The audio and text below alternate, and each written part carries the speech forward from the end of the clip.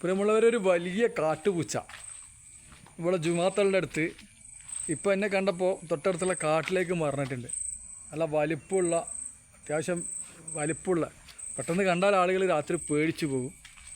ഇപ്പോൾ അത് ജുമാത്തൽ തൊട്ടടുത്തുള്ള പറമ്പിലേക്ക് പോയിട്ടുണ്ട്.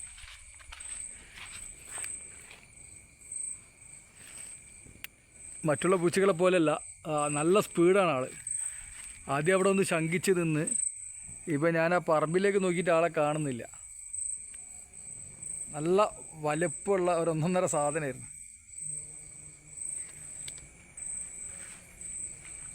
ഒരു കോൾ ചെയ്തുകൊണ്ടിരിക്കുകയായിരുന്നു, പെട്ടെന്ന് ആളെ കണ്ടത്.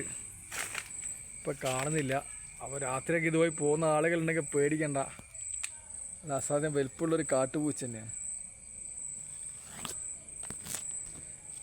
മതിൽ ചാടിയിട്ടുണ്ട്, പക്ഷേ പെട്ടെന്ന് തന്നെ ആൾ കാണാതെ അപ്രത്യക്ഷമാണ്. അപ്പോൾ നമ്മളെ ജുമാത്തലിൻ്റെ അടുത്തൊക്കെ വരുന്ന വഴിക്ക് തന്നെ നമ്മളെ ഇൻഡസ്ട്രീൻ്റെ തൊട്ടടുത്ത്. അത് എവിടുന്നാണ് വന്നത്, എങ്ങനെയാണ് പോയെന്നൊരു പിടുത്തമില്ല.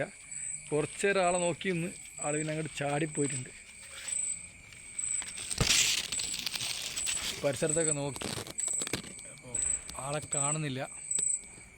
എന്തായാലും നല്ല വലുപ്പമുള്ളൊരു സാധനം തന്നെയാണ്. ഞങ്ങളിപ്പോൾ സെർച്ച് നടത്തിക്കൊണ്ടിരിക്കുകയാണ്.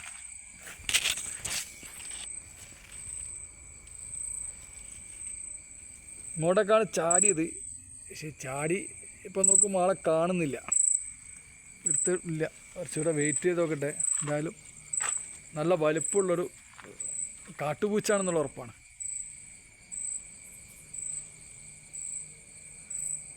ഈ ബൈക്കിൽ നിന്നാണ് വന്നത്.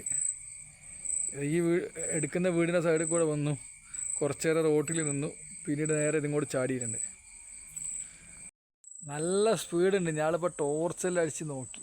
ഞാനുണ്ട്, അവിടെ റസാഖ് ഭായൊക്കെ ഉണ്ട്, ഞാനൊക്കെ ടോർച്ചടിച്ച് നോക്കി. പക്ഷെ ആൾ ഏത് ബൈക്കാണ് പോയെന്നൊരു പിടുത്തവും ഇല്ല.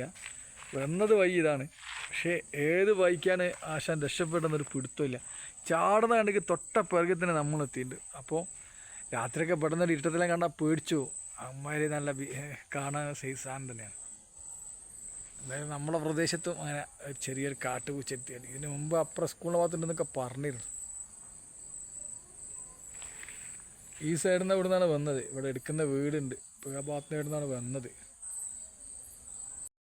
എന്തായാലും ഇപ്പോൾ ഇടയ്ക്കിടയ്ക്ക് ഇപ്പം കാട്ടുപൂച്ചേന, കുരങ്ങന, മയിൽ, ഉടുമ്പ്, അങ്ങനെ ഓരോന്നോരോന്നായിട്ട് ഗസ്റ്റായിട്ട് ഇപ്പോൾ നമ്മളെ നാട്ടിലെത്താണ്.